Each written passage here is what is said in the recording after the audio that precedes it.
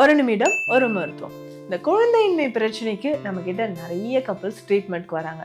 இதுல ஆண்கள் பக்கம் இருக்கக்கூடிய ஒரு பிரச்சனைனா ரொம்ப சிம்பிள் தாங்க. இதுக்கு டயட்டும் மெடிசன்ஸும் கரெக்டா எடுத்தா நல்லாவே இம்ப்ரூவ்மெண்ட் வந்துடும். அதுதாங்க ஒலிகோஸ்பெர்மியா அப்படின்னு சொல்ற ஒரு கண்டிஷன்.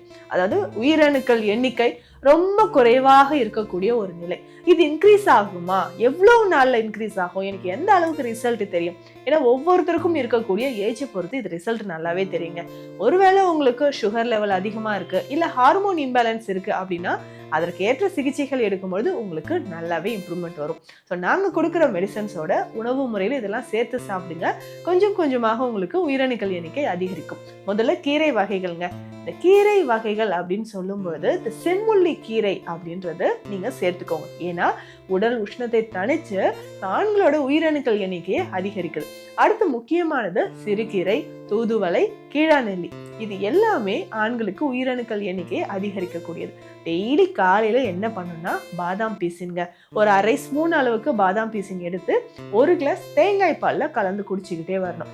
இதனால என்ன பெனிஃபிட் அப்படின்னு பாத்தீங்கன்னா உயிரணுக்கள் எண்ணிக்கை அதிகரிக்கும், உடல் உஷ்ணம் குறைய ஆரம்பிக்கும். நிறைய ஆண்களுக்கு ஸ்ட்ரெஸ் அண்ட் டிப்ரெஷன் இருக்கும். முக்கியமாக பாடி வெயிட் ரொம்ப கம்மியா இருக்கு அப்படின்னு ஃபீல் பண்ணீங்கன்னா இதை நீங்க தாராளமாக பயன்படுத்தலாம். ஸோ இது கூட சித்த மருத்துவத்தில் நம்ம கொடுத்துருக்கக்கூடிய மருந்துகளும் நீங்க ஃபாலோ பண்ணிக்கிட்டே வந்தீங்கன்னா இந்த ஒலிகோஸ்பெர்மியா கண்டிஷன் கொஞ்சம் கொஞ்சமாக குணம் தரும்.